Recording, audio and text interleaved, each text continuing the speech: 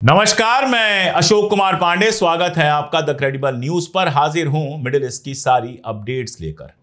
बाकी सारी खबरों पे हम जाएंगे, लेकिन उसके पहले गजा से एक बच्ची ने आप सबके नाम एक मैसेज भेजा है। गजा की बच्चियां, गजा के लोग बेहद परेशान हैं और उन्होंने लगातार जो मैसेजेस किए हैं, इस बच्ची ने जो कहा है उसका एक लफ्ज में मानी ये है, हमारे साथ खड़े हो, हमारी आवाज उठाओ, जहां भी हो हमारी आवाज उठाओ।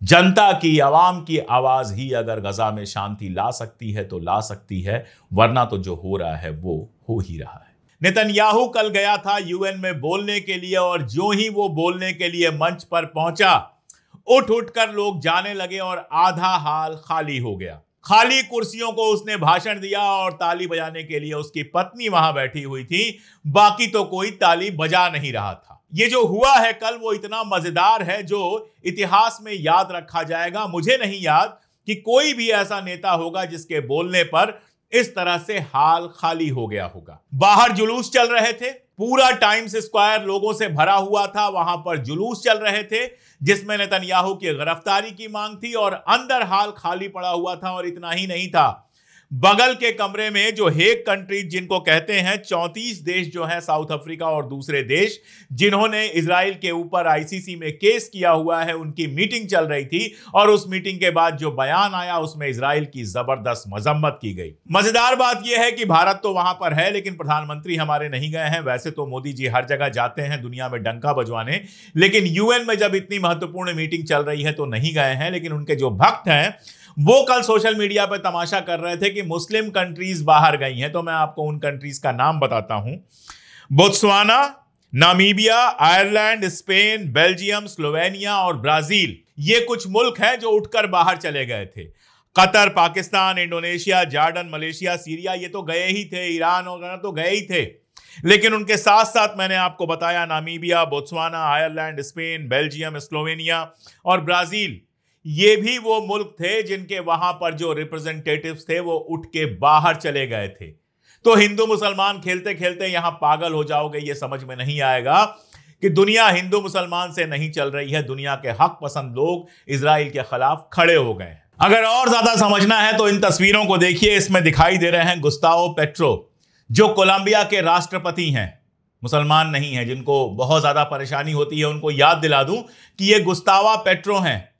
ना केवल यूएन में बोलते हुए इन्होंने फलस्तीनी कैफिया पहना, बल्कि जब बाहर विरोध हो रहा था नेतन्याहू का तो वहां भी जाकर शामिल हो गए। हाथ में माइक लिया और कहा कि फलस्तीन को बचाने के लिए, गजा को बचाने के लिए इजराइल की जिस दर्जा मुखालिफत हो सकती है उस दर्जा मुखालिफत करनी चाहिए। यहां तक कि अगर जरूरत पड़े तो हथियारों से भी उसका मुकाबला करना चाहिए। उन्होंने कहा कि यूएन को, हम लोगों को इतनी बड़ी फौज बनानी चाहिए जो फलस्तीन में इजराइल जो कुछ कर रहा है उसको रोक सके, फलस्तीन के सामने, इजराइल की आर्मी के सामने खड़ी हो सके। तो गुस्तावो पेट्रो की बात की मैंने, कोलंबिया के राष्ट्रपति पेड्रो सांचेज जो स्पेन के राष्ट्रपति हैं, और भी कितने नाम लूं, नाम लेते लेते मैं थक जाऊंगा, नाम खत्म नहीं होंगे, जो वहां पर जाकर सीधे सीधे इजराइल के खिलाफ खड़े हो रहे हैं, फलस्तीन के पक्ष में खड़े हो रहे हैं। खैर, खाली हाल को संबोधित करते हुए, बोलते हुए नेतन्याहू ने बड़ी बड़ी बातें की। लेकिन आप सोचिए कौन सी बातें कर रहा है वो याद दिला रहा है कि जो पेजर बम फटे थे वो याद है ना, नसरुल्लाह मारे गए वो याद है ना। एक राष्ट्रपति, प्रधानमंत्री जैसा आदमी यूएन में खड़ा होकर हत्यारों की तरह बात कर रहा है। किसी दूसरे देश में पेजर बम चला देना, किसी दूसरे देश पे बम गिरा देना, ये कोई वीरता नहीं है, ये दरअसल कायरता है। ये दरअसल एक डरपोक आदमी करता है, एक लॉलेस आदमी करता है, एक वार क्रिमिनल करता है। ये किसी देश का प्रधानमंत्री नहीं करता है। और इसीलिए जब सारा नाटक उसने किया, यहां तक तमाशा किया था कि सेना को आदेश दिया गया था, आईडीएफ को आदेश दिया गया था कि गजा के अंदर हर जगह माइक लगा दिया जाए और उस माइक पर उसका भाषण लाइव सुनाया जाए। उससे भी मन नहीं भरा तो लोगों के मोबाइल हैक कर मोबाइल पर भाषण चलवा दिए गए। यह सारा कुछ सिर्फ गजा के लोगों को डराने के लिए किया गया था। लेकिन जो गजा के लोग पिछले 2 साल में नहीं डरे, वो अब डरने वाले नहीं हैं। उसके अपने विपक्ष ने कहा कि यह गिमिक्स है, नौटंकी है, मजाक है, तमाशा है जिसका अब कोई असर नहीं होने वाला। ये एक हारते हुए डरे हुए तानाशाह का भाषण है जिसका अब कहीं कोई असर नहीं होने वाला। दुनिया सिर्फ उसका मजाक उड़ा रही है। अर्जेंटीना, हंगरी और कुछ एकाध मुल्कों को छोड़ दें तो कोई नहीं है जो उसके साथ खड़ा है। जो मुल्क हमेशा इजराइल इजराइल करते थे वो भी सामने से आके अब इजराइल का सपोर्ट नहीं कर पा रहे हैं। नेतन्याहू बेहद चिढ़ा हुआ है जिस तरह से फलस्तीन को दुनिया आजाद मुल्क का दर्जा दे रही है उससे, और उसी चिढ़ और गुस्से में यह भाषण उसने दिया है। उसको पता है कि उसके ऊपर अब लगातार प्रेशर पड़ रहा है कि गजा के अंदर जो जेनोसाइड चल रहा है उसको रोका जाए। आपको पता ही है कि वेस्ट बैंक पर कब्जे की ये लोग प्लानिंग बना रहे थे कि दुनिया गजा को, फलस्तीन को रिकॉग्नाइज कर रही है तो वेस्ट बैंक का कुछ हिस्सा हम अनेक्स कर लें। ट्रंप ने पहले ट्रुथ सोशल पे लिखा, फिर उसका वीडियो आया और भी कई बयान आ चुके हैं जिसमें वो कह रहा है I will not allow to annex the parts of West Bank, यानी मैं वेस्ट बैंक के हिस्सों को इजराइल के कब्जे में नहीं जाने दूंगा, मैं इसकी इजाजत नहीं दूंगा।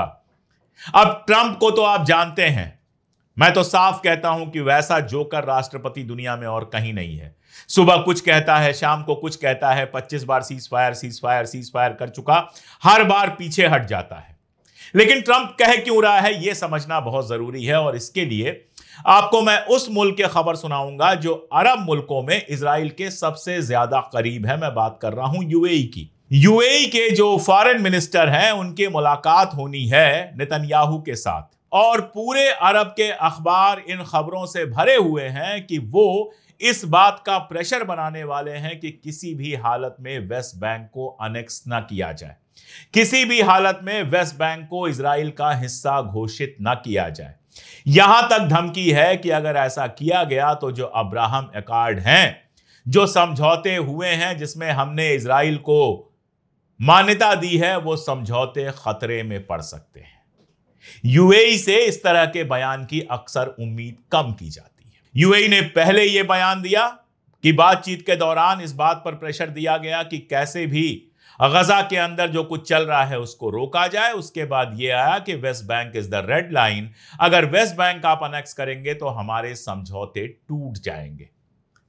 इसके अलावा टर्की के राष्ट्रपति एर्दोगान, जिनके ऊपर भी कम से कम मैं बिल्कुल भरोसा नहीं करता, जो जहाज वहां पर गजा के अंदर बच्चों के ऊपर बम गिरा रहे हैं, उनके पायलट्स की ट्रेनिंग टर्की में भी होती है। तो टर्की ने क्या क्या किया है, इजराइल का किस किस तरह से साथ दिया है, वो बताने की अलग से जरूरत नहीं है। लेकिन ट्रंप के साथ बातचीत में वेस्ट बैंक का मसला उन्होंने भी उठाया, सऊदी अरबिया ने भी उठाया, कतर ने भी उठाया। जो ट्रंप के साथ मुस्लिम और अरब देशों की मीटिंग हुई थी उसमें ट्रंप से कहा गया कि West Bank is the red line, अगर वेस्ट बैंक पर ये कब्जा करते हैं उसके बाद इनसे कहीं कोई समझौता नहीं किया जा सकता। चलो गजा पर तो जो कर रहे हैं हमास के बहाने कर रहे हैं, वेस्ट बैंक में तो पीए है जो इस तरह की हरकतें नहीं करता है, फिर वेस्ट बैंक के कब्जे की इजाजत कैसे दी जा सकती है। तो ये जो प्रेशर है दुनिया भर का, इसके चलते अब ट्रंप कह रहा है कि वेस्ट बैंक को मिलाने की इजाजत हम नहीं देंगे। और आप देखिए इजराइल में पागलपन किस हाल का है। स्मॉट्रिच और कुछ और मिनिस्टर्स और एमपीज ने नेतन्याहू से कहा है कि ट्रंप की बात सुनने की जरूरत नहीं है, मिला लिया जाए वेस्ट बैंक को। यानी वो कहना चाह रहे हैं कि अब ट्रंप की बात भी सुनने की जरूरत नहीं है, जो मन में आए वो किया जाए। जबकि हकीकत यह है कि ट्रंप या अमेरिका अगर हाथ खींच ले तो इजराइल की जिंदगी साल 2 साल की रह जाएगी। साल 2 साल के अंदर इजराइल अपने आप बिखर के खत्म हो जाएगा। लेकिन जब पागलपन चढ़ता है तो आप ऐसी ही हरकतें करते हो। संस्कृत में कहा जाता है विनाश काले विपरीत बुद्धि। जब खराब वक्त आता है, जब आपका विनाश होने वाला होता है तो आपका दिमाग भी पलट जाता है। ऐसा लगता है कि इजराइल का जो फार राइट है, जो पागल हो गया है, जो गजा की लाशों पर नाच रहा है, उसका भी दिमाग अब वहीं पहुंच गया है जहां वो खुद उसको ही खत्म कर देगा। और ये चारों तरफ से हो रहा है। माइक्रोसॉफ्ट जो लगातार सहायता कर रहा था इजराइल की, अपना क्लाउड दिया हुआ था जिस पर फलस्तीनियों का सारा रिकॉर्ड होता था, जिसके सहारे वो फलस्तीनी घरों पर हमला करते थे, माइक्रोसॉफ्ट ने ब्लॉक कर दिया है अपना क्लाउड आईडीएफ के लिए। यानी अब माइक्रोसॉफ्ट का इस्तेमाल करके इजराइल जासूसी नहीं कर सकता है फलस्तीनियों की। क्या कहें, देर आयत दुरुस्त आयत, क्योंकि यह काम तो बहुत पहले हो जाना चाहिए था। इतने लोगों के मरने के बाद अगर माइक्रोसॉफ्ट ने किया है तो यह कोई भलमन साहत नहीं है। मैं बार बार आपसे कह रहा हूं, चाहे फ्रांस हो, इंग्लैंड हो, अमेरिका हो, कोई भी हो, कितनी भी अच्छी बातें ये कर लें, स्पेन, कोलंबिया और बाकी सब की बात अलग है जो पहले दिन से ऐसी बातें कर रहे हैं, वरना जो नए नए हैं लोग वो सिर्फ इसलिए कर रहे हैं क्योंकि आवाम का प्रेशर इतना ज्यादा है कि अब अगर ये नहीं करेंगे तो इनकी अपनी गद्दी खतरे में पड़ जाएगी। मेलोनी का मैं आपको बता ही चुका हूं कि फलस्तीन को खुद मुख्तार मुल्क का दर्जा नहीं दिया तो इटली में क्या चल रहा था। अब मेलोनी बयान दे रही हैं कि इजराइल के ऊपर सैंक्शन लगाया जा सकता है। ईयू में अगर इजराइल के ऊपर सैंक्शन लगाने का प्रस्ताव आता है तो हम उसको बैक करेंगे क्योंकि now he has crossed the limit, अब वो सीमाएं पार कर गया है, अब बर्दाश्त से बाहर हो गया है। कुछ बर्दाश्त से बाहर नहीं हुआ है। गजा के बच्चों की मौत का इनके ऊपर कोई असर नहीं पड़ता है। ये सब आवाम का प्रेशर है। आप देखिए, जर्मनी नंबर 2 कंट्री था जो इजराइल को हथियार भेजता था। सबसे ज्यादा हथियार अमेरिका ने भेजे, नंबर 2 पे था जर्मनी। अब जर्मनी ने जाकर हथियार भेजने बंद किए हैं तो हथियारों का जो एक्सपोर्ट है इजराइल को वो 0 हो गया है। ये सब सिर्फ प्रेशर में हुआ है। अभी भी जो लोग जुलूस निकाल रहे हैं उनको गिरफ्तार किया जा रहा है, अभी भी गजा के समर्थकों पर भी अत्याचार किया जा रहा है, लेकिन ये सारे फैसले लेने पड़ रहे हैं क्योंकि दुनिया भर की और अपने मुल्क की आवाम का प्रेशर इतना बढ़ गया है कि अब ये बर्दाश्त नहीं कर सकते हैं। और यही प्रेशर है कि अरब मुल्कों ने अमेरिका के साथ मिलकर जो नया प्रपोजल तैयार किया है वो प्रपोजल फिर भी ठीक ठाक लग रहा है। 21 पॉइंट का ये प्रपोजल है और ये बाहर आ गया है। सारे 21 पॉइंट तो यहां डिस्कस मैं नहीं करूंगा, लेकिन जो इंपॉर्टेंट पॉइंट्स हैं वो मैं आपको बता रहा हूं। पहली बात, पहली शर्त ये है कि गजा में जो हॉस्टैलिटी चल रही है, मैं तो कहूंगा जेनोसाइड चल रहा है, अमेरिका उसको हॉस्टैलिटी कहेगा, कि गजा में जो कुछ चल रहा है उसको तुरंत बंद किया जाए। एक दिन का भी एक्स्ट्रा वक्त नहीं दिया जाएगा इसके लागू होने के बाद। दूसरी जो मजेदार बात यह है कि सारे होस्टेज छोड़ दिए जाएं जितने गजा के अंदर हैं, ये बात तो है। इसके साथ यह बात भी है जिस पर हम लोग लगातार बात कर रहे थे कि फलस्तीन के जिन लोगों को इजराइल ने इलीगल तरीके से गिरफ्तार करके रखा है, हजारों ऐसे लोगों को भी रिहा किया जाए और 100-200 ऐसे लोगों को रिहा किया जाए जिनके ऊपर सीरियस इल्जाम लगाए गए हैं। ये जुड़ा है इसमें। तीसरी बात यह है कि जो इमदाद आ रही है वो पूरी तरह से अंदर आने दिया जाए, किसी तरह का हिंड्रेंस ना हो, एक भी ट्रक रोकी ना जाए, कोई लिमिट ना बनाई जाए, जितनी भी इमदाद आती है उसको आने दिया जाए। और इसी सिलसिले में जो जीएचएफ बनाई गई थी, जो इमदाद लेने वालों की हत्या कर रही थी, उसको डिसबैन करके तुरंत वहां से हटाया जाए। उसके बाद हमास का मामला आता है कि हमास एक इंटरनेशनल फोर्स को अपने हथियार सौंप दे और ये जो इंटरनेशनल फोर्स होगी वो अरब देशों की फोर्स होगी, यानी अरब मुल्कों की एक फोर्स बनाई जाएगी जो एडमिन करेगी वहां पर, और हमास उसको हथियार सौंप के गजा से चला जाए, ये शर्त रखी गई है। साथ में यह शर्त रखा गया है कि वहां का जो एडमिनिस्ट्रेशन होगा, शुरू में तो ये अरब मुल्कों की सेना और जो एडमिनिस्ट्रेशन होगा वो संभालेगा, बाद में पैलेस्टीनियन अथॉरिटी को दिया जाए, उसके बाद इलेक्शन वगैरह की बात होगी। और सबसे बड़ी बात की गारंटी दे अमेरिका कि इसके बाद इजराइल कोई बेजा हरकत नहीं करेगा। यह गारंटी जरूर अमेरिका देगा, लेकिन उस गारंटी के पीछे सारे अरब मुल्क भी खड़े होंगे। अब हमास के ऊपर है वो हथियार छोड़ने के लिए तैयार होता है कि नहीं होता है, यह देखना होगा। लेकिन अगर हमास हथियार छोड़ने के लिए तैयार हो जाता है तो मुझे लगता है कि बहुत मुमकिन है यह डील हो जाए। लेकिन ये डील हो गई, इसका मतलब ये नहीं कि सब कुछ ठीक हो जाएगा और मिडिल ईस्ट में शांति हो जाएगी। जो सबसे बड़ी तैयारी दिख रही है वो ईरान पर हमले की दिख रही है। अभी ये खबर आई थी कि अमेरिका ने अपने सारे सीनियर आर्मी ऑफिसर्स को, चाहे वो देश के बाहर हो या देश के भीतर हो, सबको बुलाया है। किसी को पता नहीं है कि किस तैयारी में बुलाया है।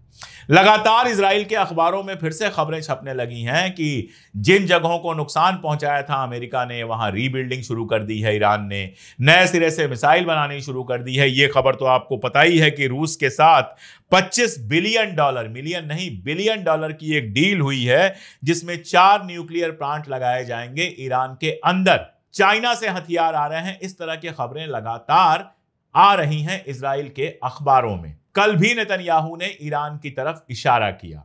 इसके अलावा ईरान के ऊपर जो प्रतिबंध लगने थे उनको लेकर फिर से वोटिंग हुई। रूस चाहता था कुछ दिन टल जाए, लेकिन 4 मुल्कों को छोड़ के, रूस, चाइना, पाकिस्तान और एक कोई और मुल्क, 4 मुल्कों को छोड़ के बाकी सब मुल्कों ने कहा कि नहीं, ईरान पर तुरंत लागू होना चाहिए स्नैप पैक जिसको कहा जा रहा है। मतलब एक तरह से समझिए कि ईरान को पूरी तरह से बायकॉट करने का, उसके ऊपर सारे प्रतिबंध लगाने का मामला 30 सितंबर की रात को ही लागू करने की बात की जा रही है। और ईरान में कहा जा रहा है अगर ऐसा हुआ तो आईएईए के साथ वो अपने रिश्ते फिर से तोड़ लेगा। यह सब देखकर ऐसा लगता है कि गजा में जंग भले रुक जाए, इसके तुरंत बाद ईरान पर अटैक की तैयारी चल रही है और ईरान भी इसके लिए लगभग पूरी तरह से तैयार है। ईरान की खबरें आप देखेंगे तो बहुत साफ समझ में आता है कि ईरान को पता है कि कभी भी उसके ऊपर हमला हो सकता है और वो उस हमले के लिए तैयार है। पिछली बार भी मैंने कहा था कि देखना यह है कि इस बार अगर ईरान पे हमला होता है तो बाकी अरब मुल्क क्या उसी तरह से इजराइल की मदद करते हैं जैसे वो पहले करते रहे।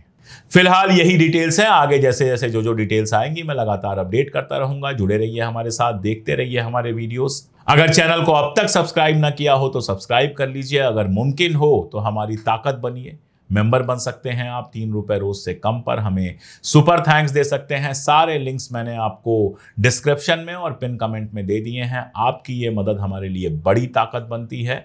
और साथ में अगर आपको लगता है कि इन वीडियोस को दूर तक जाना चाहिए तो अपने दोस्तों रिश्तेदारों तक इन वीडियोस को जरूर भेजें। आज के लिए इतना ही, बहुत शुक्रिया।